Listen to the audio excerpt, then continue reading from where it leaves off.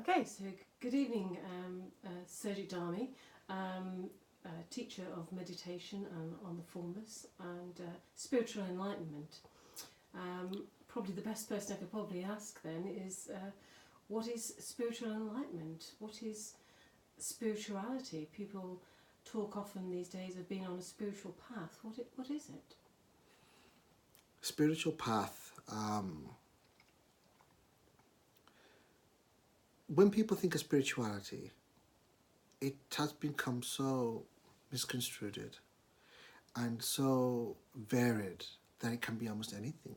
I mean, nowadays you have anything from spiritual books to spiritual posters, spiritual pictures, spiritual TV programs, spiritual objects, spiritual cards, spiritual stones and crystals and spiritual songs.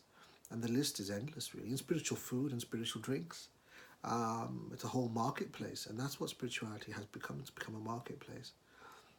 But the essence of spirituality is what is in the name, the spirit, without form, the limitless self. And that which is without form is limitless. That is what spirituality is limitless. And everything else is just limited. It's nothing to do with spirituality. So how do we become more spiritual then? What do we do? I mean, I can see that we might be hijacked and taken down certain paths that probably aren't true spirituality. How do we become more spiritual? I think the intention of being more spiritual is almost like how do you become more human?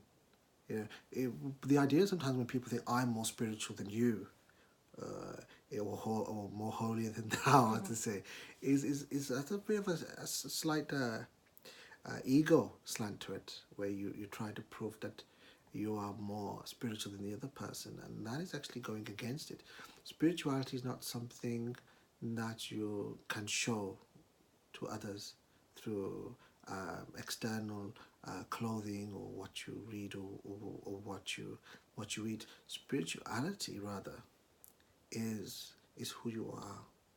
It's like how do you prove to someone you are more human? You don't grow another two arms or two pair of legs or two ears. You are human. It is the recognition of that which makes you human, and spirituality is the same. A lot of people would consider things like yoga, meditation and prayer is the way forward to spirituality. Is that not the case? Should we not be doing those things? You're trying to get me into trouble here. No, I mean, as with these practices, be it prayer, meditation, yoga, or anything else, when it becomes a limited practice, when you are just resorting to it in terms of limited ways, limited yoga postures, a meditation of a limited technique, because that's what a meditation is when people use a certain technique. And all techniques are limited, all methods are limited. It will never lead you to something that is limitless. And limitless is what is liberating. Limitless is what is exhilarating. And limitless is otherwise it's like a bird holding onto the little twigs when it hasn't relished the open sky, the boundless open sky. It needs to have the knowing of its own wings and how to use them. And by doing so, in having that knowing, it also knows the sky. So how do we know the limitless? How do we know the limitless? The way to know the limitless is, I'm giving an example. There's a regime, there's a country where they have a law that's been passed there, where anyone who's religious or spiritual, they're arrested. So anybody who had a spiritual book in their house, they were arrested. Anyone who practiced yoga, meditation, or prayers or mantras, anybody who said anything to do with God or spirituality, they were arrested, except this one man. And this one man, he was regarded as holy by everybody. But every time the police would arrest him, they had no evidence against him because he had no scripture.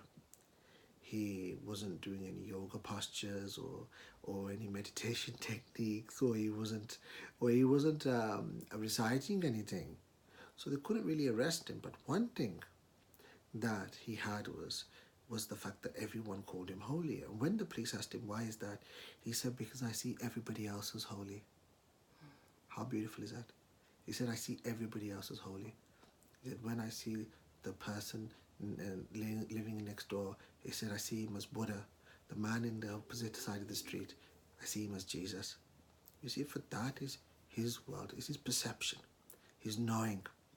When you are for that knowing, and everyone becomes a walking scripture, there is no place that is not holy.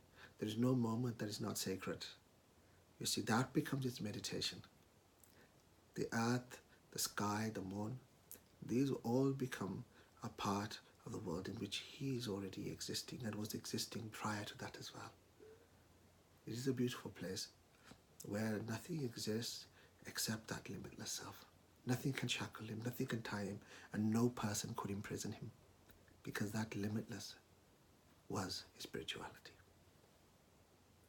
It's being rather than doing. Not being, knowing. When you know, you already are.